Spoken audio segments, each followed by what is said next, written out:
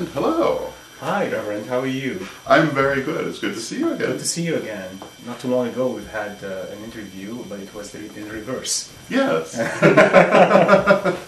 It's good to see you. Good to see you. And everyone, this is Peter Alachi, Hi. who does the Showcase Salem. It airs on SATV, which is Channel 3, several times a week. Most of the time, people watch it on Tuesday night and Friday night, prime time. And people who watch that see all kinds of interesting features about Salem, because you are one of the local authorities on Salem. And you have with you a book. Well, this is my recent book. It's called Bewitched and the Man at the Wheel. And I wrote it, it came out actually October 8th of last year. And it came out on the anniversary of the Bewitched visit to Salem, which happened to be the 40th anniversary of the visit. It was the day, October 8th was the day when the mayor of Salem at the time, his name was Sam Zoll. Sam Zoll declared that day as Bewitched Day in Salem. And of course the visit of the Bewitched cast to Salem in 1970 opened the city to a whole lot of tourists. It was very different before that, wasn't it? It was a little bit different. I mean, the city was undergoing urban renewal. Certainly, I mean, there was more attention to tourism already, and people wanted to come and see Salem, but there was no accommodation for them. I mean, the only full-service hotel was the Hawthorne Hotel, and that's it. And now, of course, we have many, many other places still for them to stay. But when the Bewitched cast visited Salem in 1970, they opened the city to a worldwide audience, besides just the United States. So we started the year after that, in 71, we started seeing people from all over the world, from Japan and Germany and Europe in general, visiting Salem for the first time. You know, it's a very good point. You know, when we've been here almost a year now, and I've been really surprised how international the audience here really is, because people do come from everywhere. Very much so. And the Bewitched program, of course, airs all over the world. It's very popular in places like Japan, and those episodes shot in Salem are still running somewhere in the world right at this moment, in all likelihood. Most definitely. I mean, a lot of people who write me are from Australia and Germany and England. And they've grown up watching Bewitched on TV, like we did, you know, in the United States. So they love the show, and of course, many of them were here. I met them in 2006 when we had the Bewitched convention in Salem for the first time. It was amazing to see that they were holding phones with the Bewitched ringtone on them, you know, and so it was amazing that what Bewitched did to the city. And now the book, The Man at the Wheel, is about that period. And why don't you tell us a little bit about the Man at the Wheel himself and the book? Man at the Wheel himself, his name is Gary Richard, this guy here. And what Gary Richard was the stand-in for Dick Sargent while in Salem, and he lived with the Bewitched cast and ate with them and went to places with them and interacted with them. And so it's his memory of the time the Bewitched cast were in Gloucester and Salem. And it's 52 pages of just a wonderful story to read, really wonderful story to read. You see quotes from Liz Montgomery and Dick Sargent, and like Dick Sargent would say things like, you know, would advise Gary Richard, would tell him, you know, don't go into show business, it's a lousy business. You know, and you have to think back at the time, you know, a lot of actors were out of jobs, they didn't have jobs, and he felt very lucky to have a job at the time. And he had pretty much just gotten it, hadn't he? It was right after the switch. After the switch, it was Dick York first, and then Dick York had to leave the show because of back pains and addiction to medications. And then Dick Sargent took over without any much fanfare, really. Yeah, they never explained what happened. No, One was kind of left to assume Endora had done something really good that nobody noticed. Nobody noticed. Even Samantha, you know, woke up in bed, looked at her husband, and was like, "Oh, hi, Darren." You still look the same. So it's really interesting to read the book, because I've read the book, and it is a very personal reminiscence, and you get a feeling for some of these people as human beings, because I think everyone has seen the show at some time or another, and everyone is, well, most people are familiar with the characters. Some people are even familiar with the actors themselves, as they were different from their characters, but you don't really get a human view of them from the sources that are out there, and this one actually does give quite a human view, particularly of Elizabeth Montgomery and Dick Sargent. Mm-hmm. Dick Sargent, for example, when he was in Salem, there were a lot of articles written about him. One of the articles characterized Sargent as being a very serious man, mm-hmm. and he really wasn't. He was a nice man, mm-hmm. and they said, oh, he had a Midwestern accent, even though the guy was born in California. Yeah. So, and raised in California, so he didn't have a Midwestern accent. But I think whoever wrote the article at the time was thinking of Dick York, perhaps. That's possible. And here's Dick Sargent, seeing these negative things being written about him, and he kept a smile on his face. Mm-hmm. And he told Gary a story about Patty Duke. I'm not sure how many people would remember this, but it's on YouTube right now. Patty Duke won an Emmy for one of her roles, one of her movies, and she gave a very fragmented speech at the Emmy Award, and people thought that she was on drugs or something, and in reality he defended her because she turned out to be bipolar. Mm-hmm. Yeah. And this wasn't revealed until the 1980s, so he was very mm-hmm. defensive of his friends. He defended yeah. them tremendously, and Gary Richard told me that Dick Sargent was just a great guy, mm-hmm. and he repeated a great guy. I mean, so, and many other people said the same thing about him. Mm-hmm. It definitely comes across in the book. It's a very positive portrayal of him, mm-hmm. and certainly Liz Montgomery was the same way.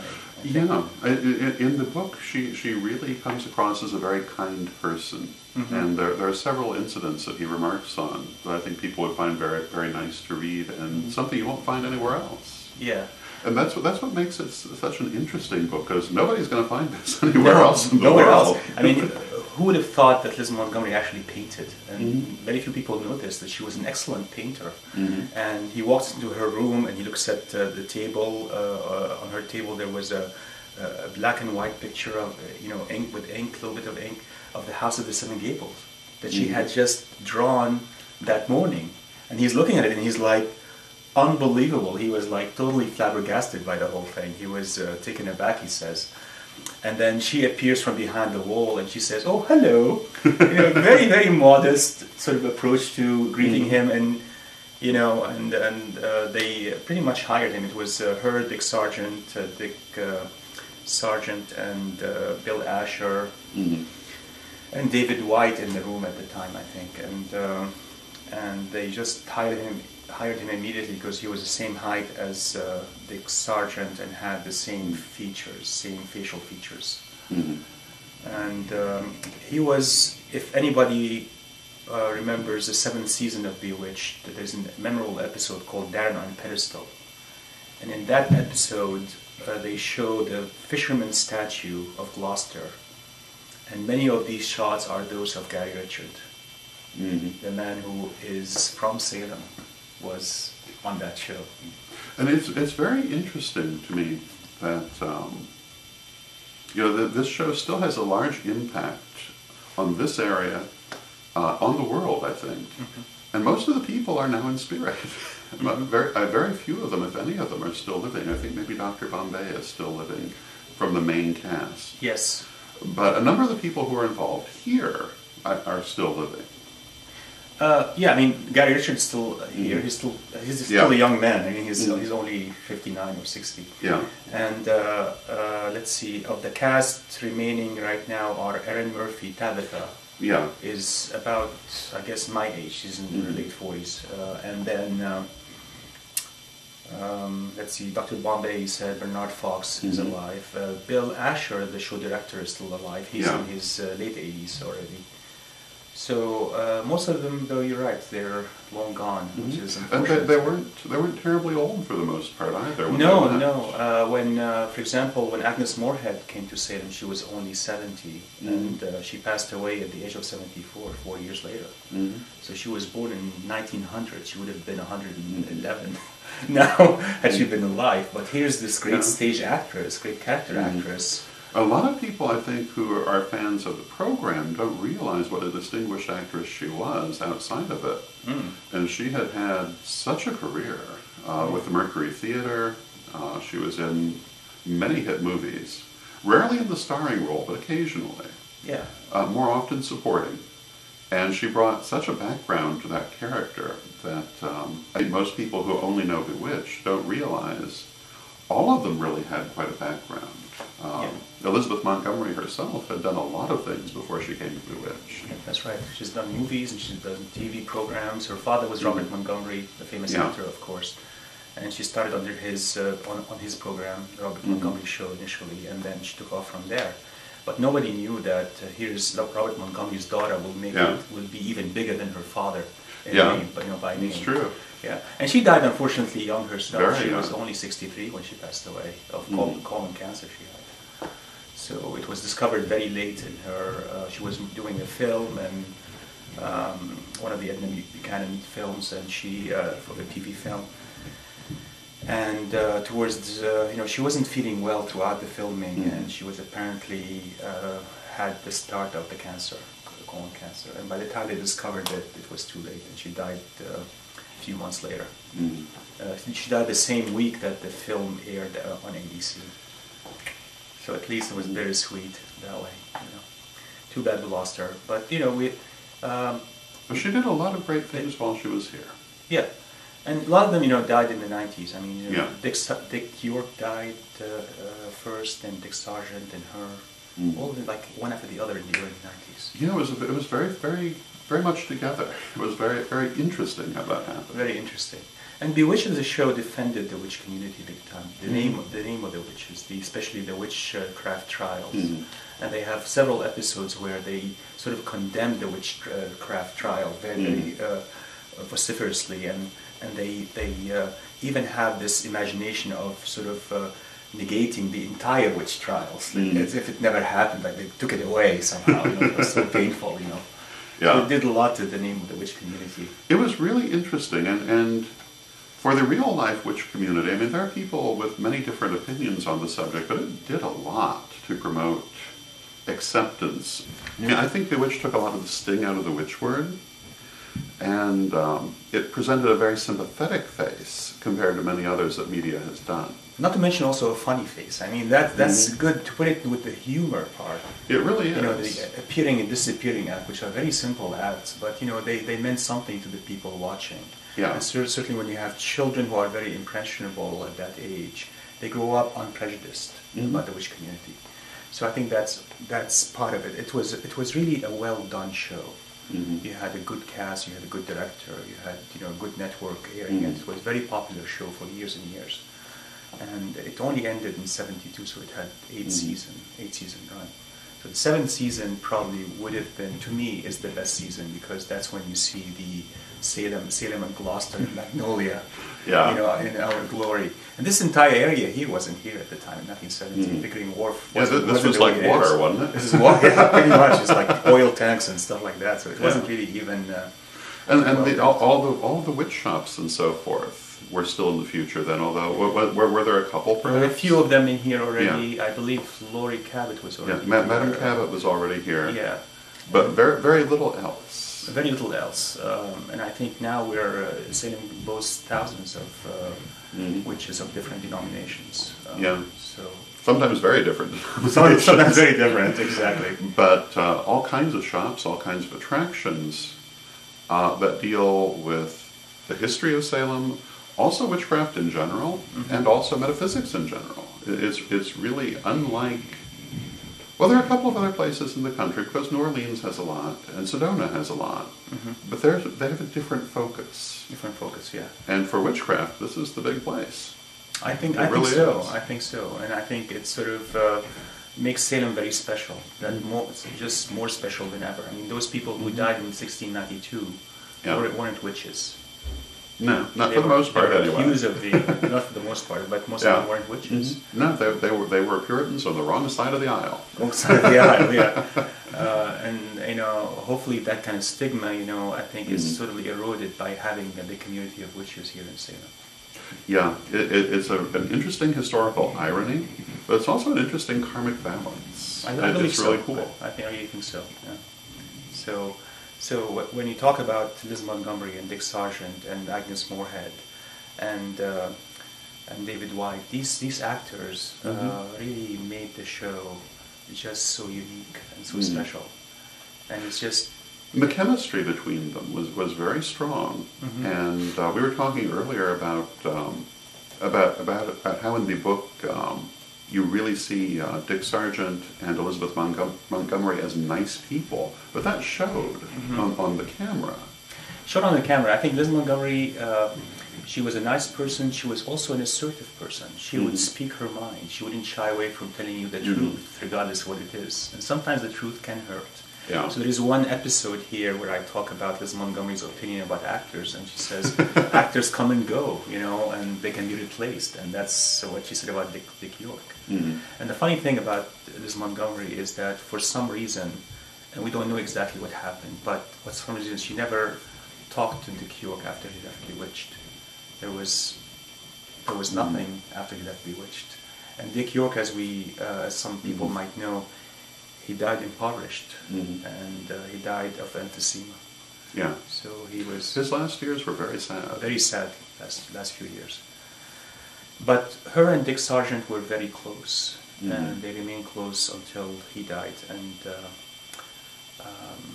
he always said he loved her. He always said she's his favorite. And when he came out, of course, as the Grand Marshal of the Los Angeles Gay Pride Parade, she was next to him. She was a co-Grand Marshal. She supported him 100%. That was very, very cool of her to do. Very cool of her to do, yeah. And you know, Casey Rogers, who was Mrs. Louise Tate on the show, came to Salem in 2005. She was alive when the Bewitched statue was unveiled at Lapin Park in Salem. She was here, and when she was asked, you know, who's your favorite Darren, and she'd go, Dick. That was a very clever answer. Very clever answer. And at the time she had throat cancer, she couldn't talk too well, but you know, she died a year later. She was supposed to be at the Bewitched convention in 2006, and she died 2 weeks prior to her coming to Salem. But I know her companion for 15 years. His name is Mark Wood, and he came to visit me from California a couple of years ago now in the spring, and we had a very good time here. And he's a nice guy, and he misses her terribly. She was a really great woman again, Casey Rogers. David White, by the way, White, who was Larry Tate on the show, the head of an ad agency. People remember him with the hair, the white hair, it's unforgettable, and the mustache. Well, his son died in the Lockerbie bombing in 1988, so he lost his son to that bombing, and he died heartbroken a couple of years later. And they all died one after the other, David White and Dick York and Dick Sargent and Liz Montgomery, within like 6 or 7 years of each other. So it's terrible. But now the surviving cast members, there's Erin Murphy, Tabitha, who was one of the twins, you know. Yeah. And she's a wonderful. She was here in 2005, and I got to meet her and talk to her. And very cool. She gave me a nice review of my book on her Facebook page. She says, "Come on, people, buy Peter's book." Yes, indeed. really good book. So it is a good book, I have to say. You know. It is a good book. It's very interesting. Yeah, it is very interesting. Now, if people do want to buy the book, where would you send them? I would send them first to the World of Witches Museum, where it is on sale here at the Absolutely. museum. The other place is at the Witch Museum in Salem. It's selling there, and also at Bewitched in Salem. All wonderful places. All wonderful places. And then at my website, palachi.com. Very good. So they can get it along with my other 2 books, State and Summer of Sam, and the 3D booklet about the Bewitched statue in Salem. 3D booklet is very interesting. They're all very good. Now, what's the 4th book going to be? About Bewitched, I don't think I'm going to write another one. I think I kept it just for the Salem interest, just for the serious interest. And I think I wrote enough about it. I don't think I'm going to do another book about Bewitched. I think this is it. And this is the last printing. I'm not printing anymore. So it's, I don't know, I have get them now. Very few copies left. Yeah, and the 3D booklet, like you said, is very interesting in a sense that it's done very professionally, high quality paper, color, and sells pretty well. So hopefully people will absolutely will buy them. It's well worth getting, and very interesting. I think so. And it's an interesting eye on that time, and it's also an interesting insight to Salem itself, particularly well, all of them are, because it not only talks about the show, but it talks about the area and the people, and some of their reactions, both obvious and not so obvious. Absolutely. And it's fascinating. It is fascinating. I mean, when they were up here in Salem, it was a pandemonium wherever they went. People followed them everywhere. They wanted to see what's going on. And very, very often they had to do a shot, a retake. Yeah. So many times, just because people kept talking or a plane would pass over, or, you know. I mean, they gave a lot of publicity to the House of the Seven Gables, to this area in general. You know, the Hawthorne Boulevard, Hawthorne statue was shown, the Raja Khan statue was shown, you know, Gloucester, of course, Fisherman's statue, and then the Hammond Castle Museum were shown on Bewitched. So we benefited quite a bit as an area from tourism as a result, and that legacy continues until today. Yes, indeed. Thank you very much. Thank you so much. It's always a pleasure to talk to you. My pleasure. Thank you so much again. And thank you. Thank you. Bye-bye.